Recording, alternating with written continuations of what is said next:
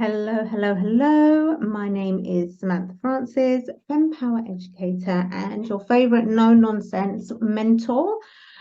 Today, I want to talk to you about a really underrated way of being kind to yourself. So we hear this all the time, and I actually say it all the time as well to clients. I say, be kind to yourself.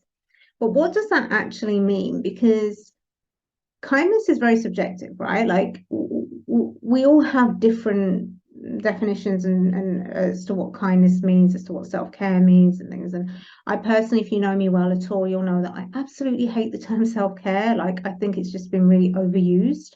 But when my clients are often going through tough times, I will say to them, be kind to themselves. Now, with new clients, they are often coming from a space of, well, how, because they're naturally being really hard on themselves in that moment, which we all do. It's a natural thing to do, right? But when I talk about being kind to yourself, what I am actually referring to is sit with yourself and just feel what's coming up. Sit with your pain. And obviously, if you're a client of mine, I sit with you too. But when we're able to sit with ourselves and hold space for how we're feeling, that is an act of kindness. If we have a child that is sad, ideally, we would want to sit with that child and let that child know that we're there for them and we're there with them. We have a partner that's upset, that comes home from work upset or whatever. We want to be able to sit with our partner and listen to what's happened or how we can support them.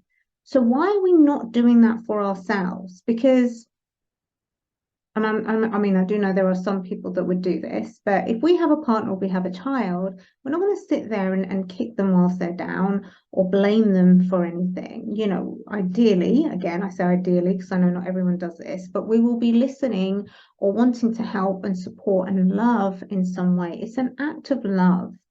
And so when we actually sit with ourselves and bring awareness to how we're feeling and actually offer some love, some kindness, and some compassion for ourselves, we actually are offering ourselves the greatest level of love.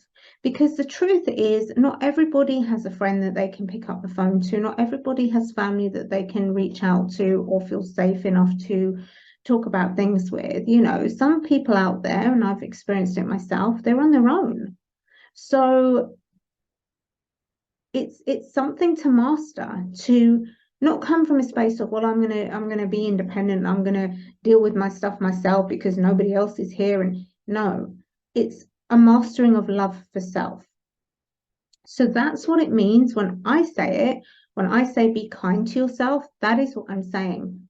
Sit with yourself, honor yourself in this moment, feel how you're feeling, write down how you're feeling. There were times where I didn't have anyone, and these were at my lowest moments.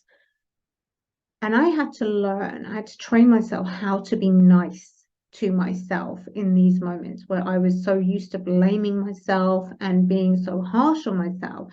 I would go and I would write things in my journal. I wasn't much of a journaler, to be honest, and I still up today. I'm not really a journaling person unless I feel intuitively called to.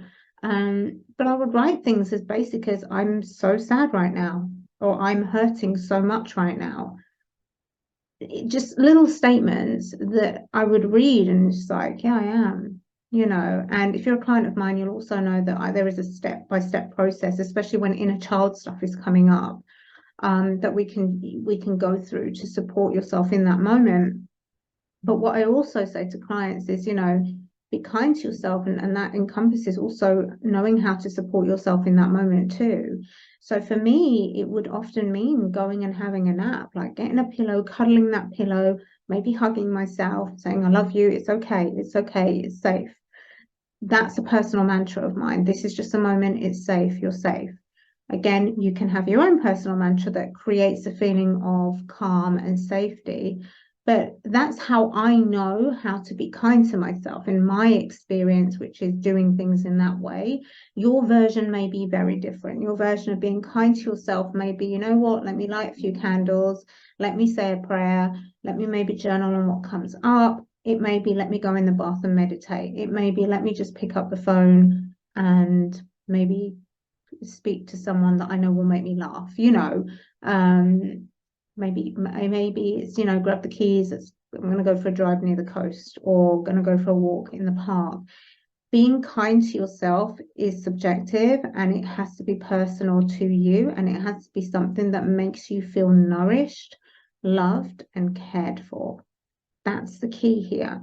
And when you do that, you learn to self-soothe, you learn to regulate yourself and love yourself on such a deep level that, and this is again for some people that have been very codependent on others to love them, that actually you don't need anyone to do it for you. If they want to offer that for you, that's wonderful, that's great. But you also know that, you are able to do it for yourself as well.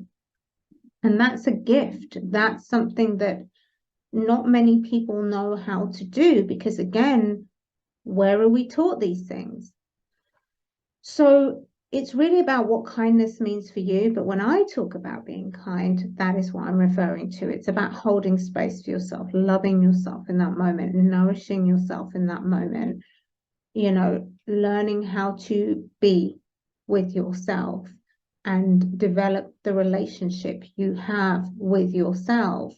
Because the truth of the matter is, you're going to be in this body, you're going to be living this life for a long time. And the one relationship I tell my clients time and time again that they need to be always mindful of and aware of and growing is the relationship they have with themselves. Because that relationship you have with yourself will always be reflected outwardly through how you show up. So what better way of pouring in the love by being kind to yourself and holding space for yourself at times where you need it the most. And again, we got to train ourselves to do these. Some of us, including myself, are so used to just being judgmental and kicking myself when I was down and blaming myself, taking full responsibility and onus for everyone else as well, and then just saying, no, this is all my fault. Doesn't matter what they've done. You don't have to do that. I'm not saying don't be responsible or don't be accountable for certain things. I'm not saying don't learn things. I'm saying in that moment, be kind to yourself. And again, understand and learn what kindness means for you. So I hope that helps. That was my little top tip for today. And, if you have any questions or you need any extra support with anything that I've talked about today or in any of the videos, you know where I am. I am on Facebook, or you can get hold of me via my email or website. And I would love to support you and answer any questions that you have. But until I hear from you, I will see you all in the next video. And I wish you a wonderful day. Take care. Bye-bye.